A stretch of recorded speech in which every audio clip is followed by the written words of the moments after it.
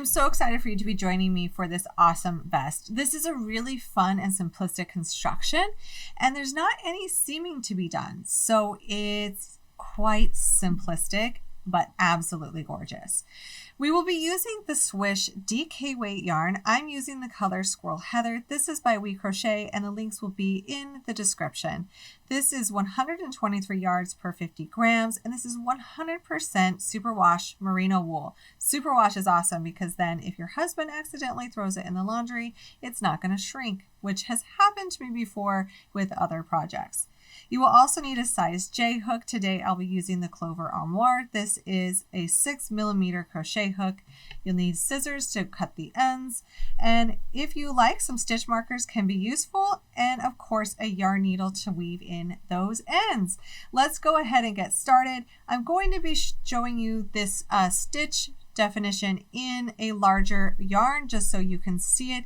I think that by getting you started with this this yarn might be a bit difficult for my camera to pick up. So for the project you will be using these supplies. For my demonstration next, I will be using a larger yarn to really be able to see those stitches. Now that I have a larger yarn and a larger clover hook, and if you're curious, this yarn is the Hue and Me 2 of Wands. This is the Lion brand yarn, and this colorway is Arrowwood. So if you're just curious what yarn I'm using, that's it. It's a bulkier weight yarn. And I'm also going up in hook size to be the MN hook by Clover. But like I said, this is only for the demonstration, just to make it easier for you to see those stitches. Now for this pattern, we're working at bottom up. We're going to be working a large panel that will wrap around us and have some overlap, and it will go to the underarms. So this very first section, you're just making a really big rectangle. It's quite easy, and it will be done in multiples of 2 stitches plus 1. The pattern will have all the sizes and the amount of stitches you need to start with. For this demonstration, I am going to be doing 11 stitches. So 1, 2, 3, 4, 5, 6, 7, 8, 9, 10, 11, and I am not doing a turning chain. It is not necessary for this pattern. We don't need to have that turning chain there.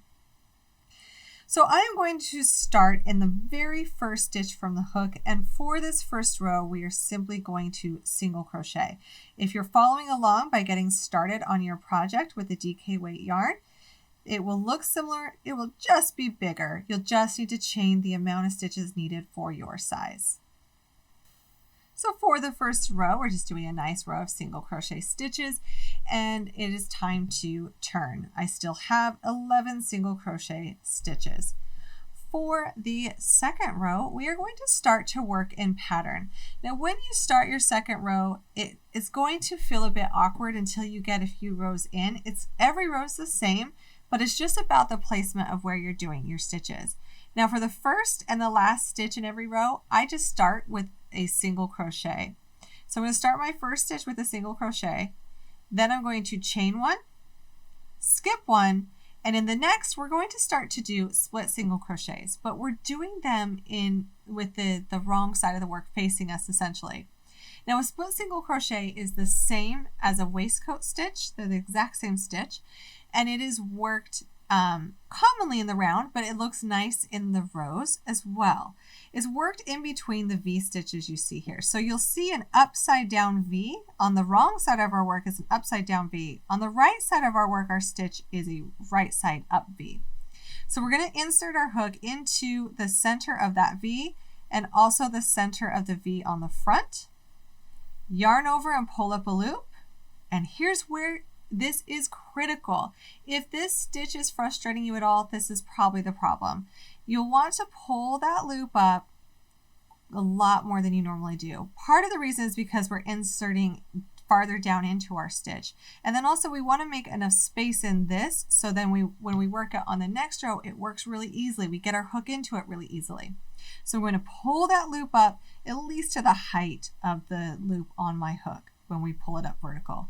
Then I'm going to yarn over and finish that stitch. So there's our first split single crochet. Then we're going to chain 1, skip 1, and do that again. So we're inserting our hook into the V space, pulling that up, and then completing the stitch. And we're going to do that all the way across. We're going to chain 1, skip 1, split single crochet, making sure we're going through the V on the back and the upside down V on the front that's facing us.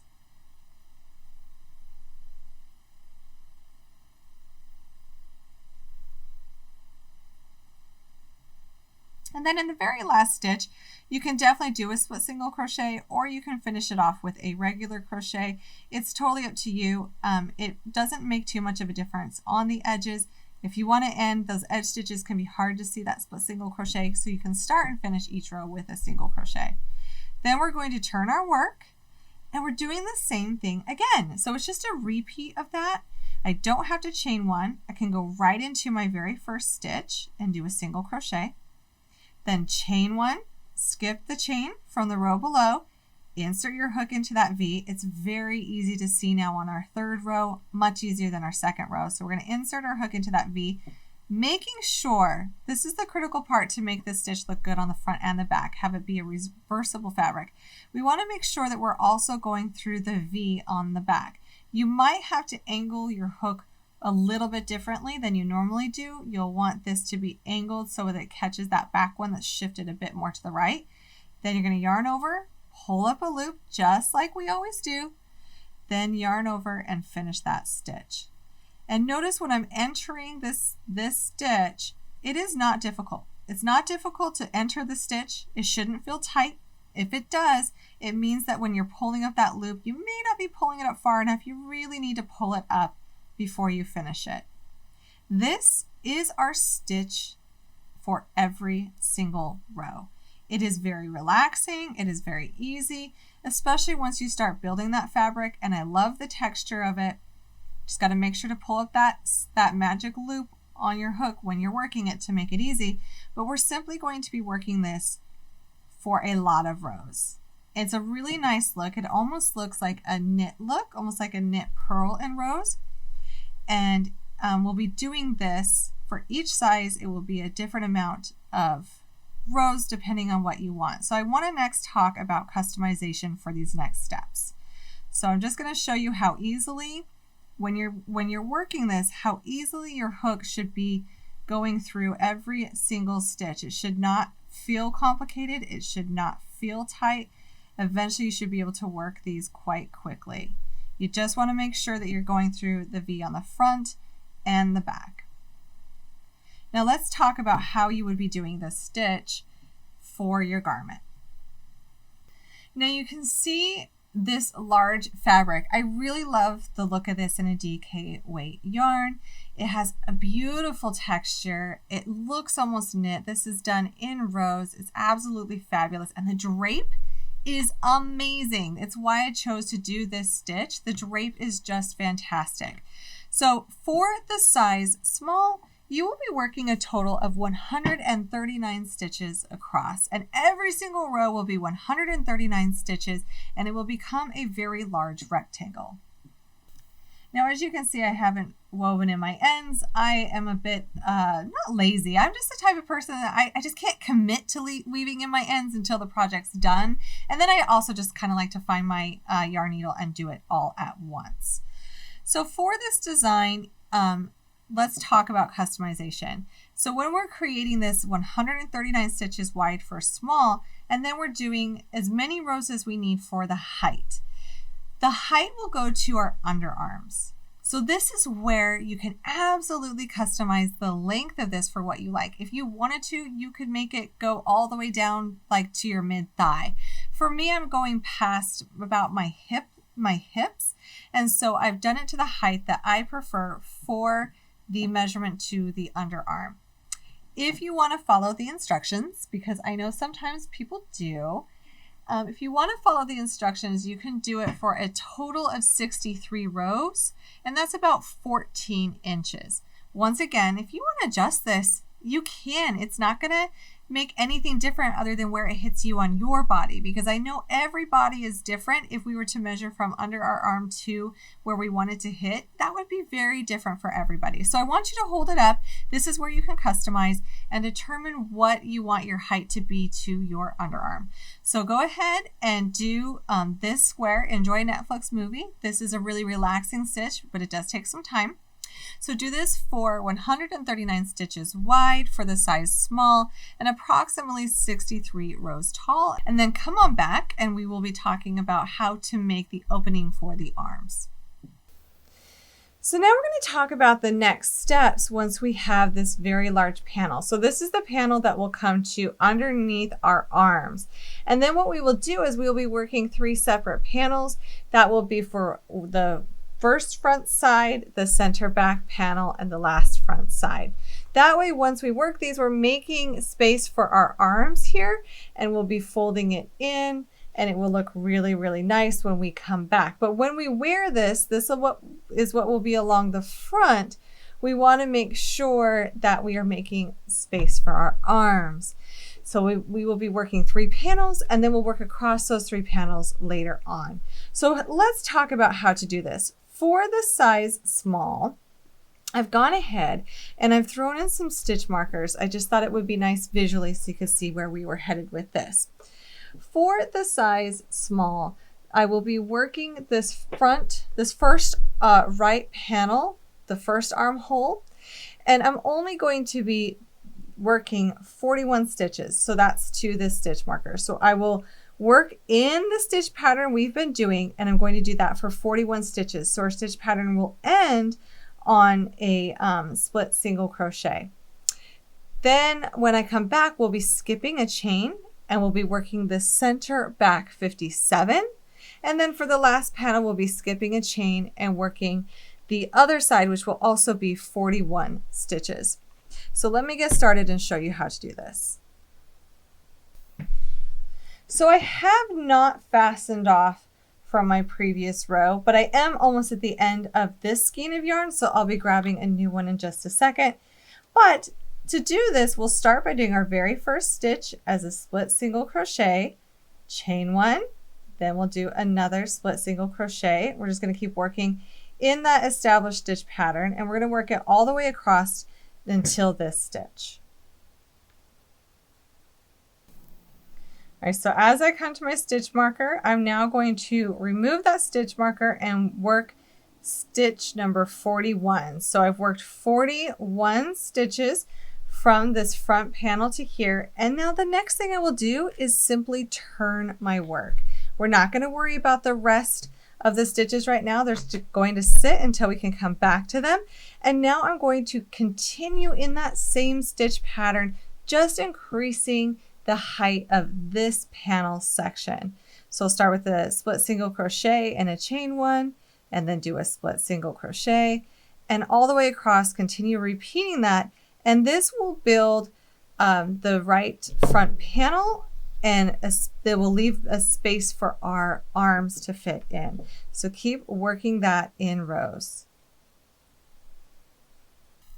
So now that I'm back, you can see how high I did this panel. This is a total of 41 rows, or approximately 9 inches for this armhole depth.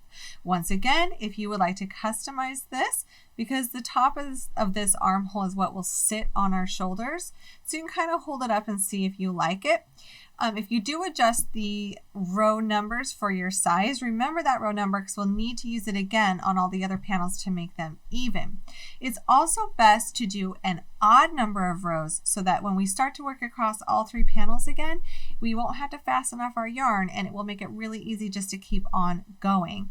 So do the height that you prefer. This one was done in 41 rows, and it's approximately 9 inches in depth for the arms. Once you've done that, we can go ahead and we can fasten off this yarn for this first panel. So we'll be fastening off this first panel. We're going to let it be. We're going to let it sit for a little while. And now we're going to move on to the center back panel. Now, the other important thing about doing it in the odd amount of rows is that we are back to having the side facing us that we want to start our next section on, because whatever row we worked here, which we worked across from right to left, we want to make sure that that row is facing us, so then when we attach, it matches up in the look of the stitch. So I'm going to go ahead and I'm going to take my yarn and I'm going to attach where my stitch marker is. So remember, if you don't have a stitch marker, we're going to be skipping the chain 1 right here, and we're going to be attaching to the very next stitch. So I'm going to remove my stitch marker. And I like to simply attach with a slip stitch and sometimes tighten that down. Now once we attach for that center panel, we are going to be working in the established stitch pattern for a total of 55 stitches. So I'm simply going to start one stitch over, we're going to skip that chain one, and we're going to work 55 stitches in our stitch pattern.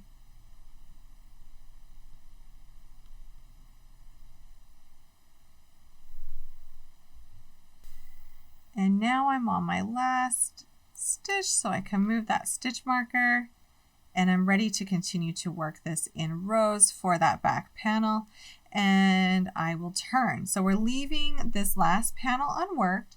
We're simply going to turn and only work those back panel stitches in rows until we have a total of 41 rows, because we want to match the height of our first panel. So if you are customizing your length, just make sure that you're working every single one of these panels the same height so that it equals out when we wear it.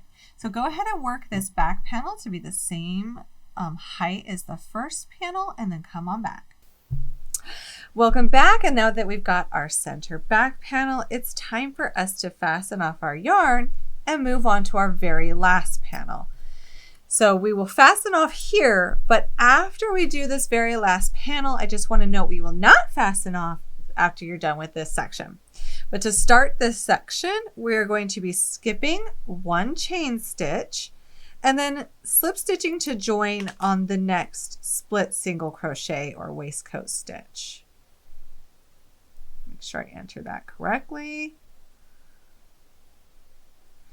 So join my yarn. I like to join with a slip stitch and then simply do my split single crochet. And then we're going to follow on pattern, and this once again will be done in 41 stitches. This is the same as this side. The width will be the same as our very first panel and the same height. So we're just repeating this, but over here. And when you're done creating the height of this, do not fasten off and come on back.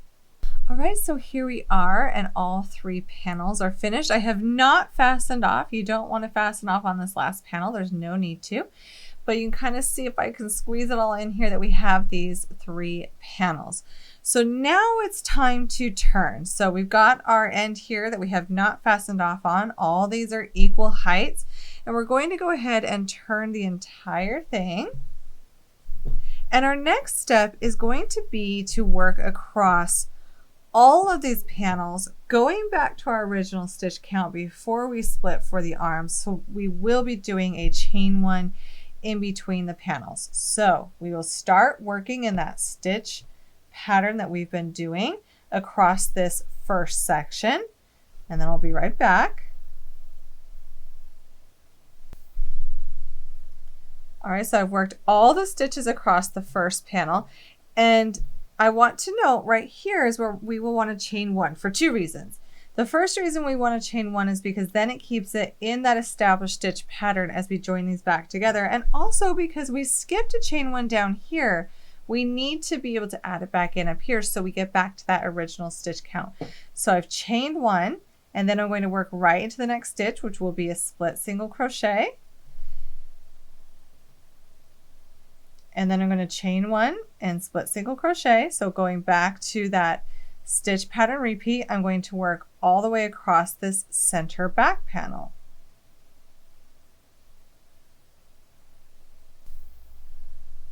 And now that we've worked across the center back panel, I will chain one.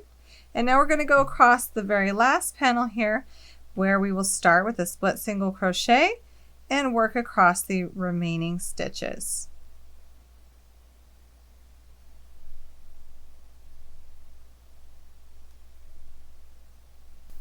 And now that we've worked across all the stitches, our stitch count is right back to where we started with our original stitch count here on the bottom.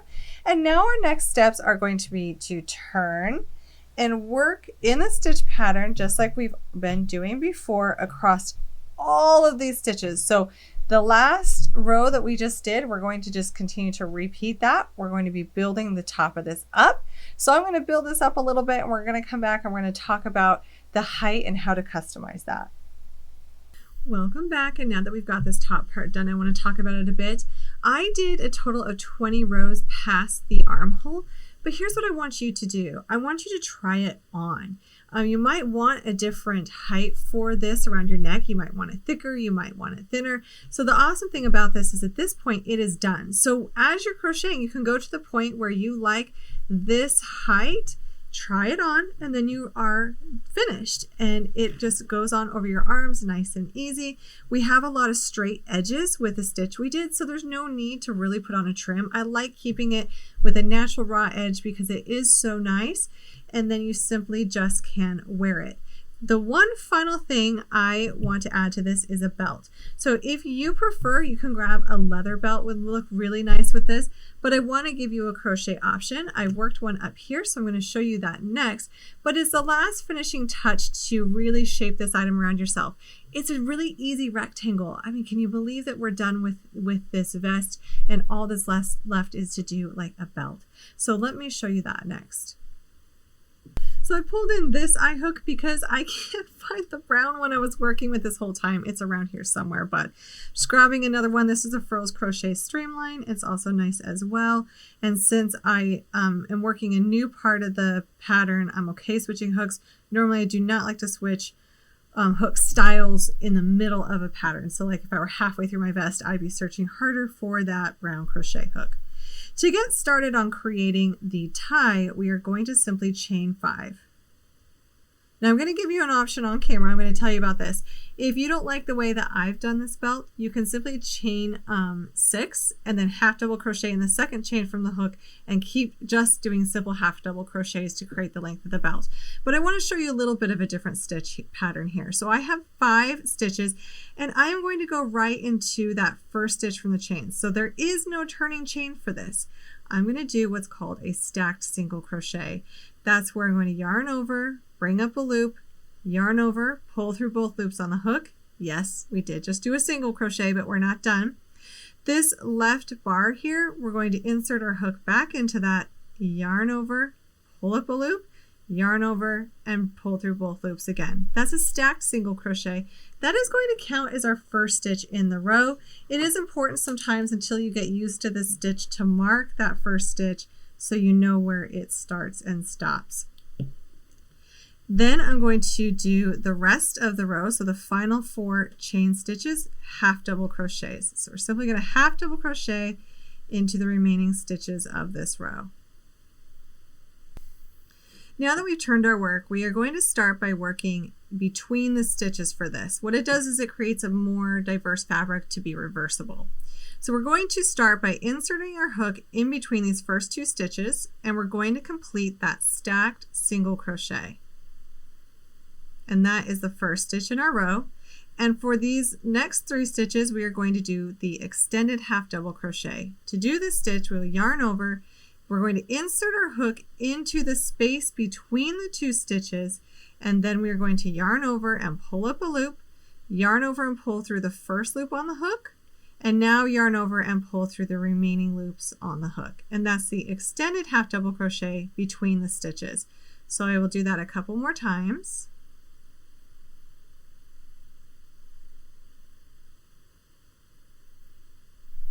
And then for the last extended half double crochet, we're simply going to work it right into the last stitch, which we've marked, so we know right where to enter our hook. And that is row 2, and everything is just a repeat of row 2. So we're just going to keep doing row 2 until you get it to the width that you like to tie around yourself. So you can keep trying it on to see what you like. If you want a longer tie to do a bow, or a shorter one just to do a small tie, that's completely up to you. And the other thing is, if you want a tie that is very tight, so you want a belt that has a very tight look, you can go down a couple hook sizes and really tighten this up to be something a bit more firm for a tie. So keep creating that until you make your entire tie, and that will finish off your beautiful vest. And I hope you come back and join me for more projects soon. Be sure to hit that subscribe button, and I can't wait to see you for our next project.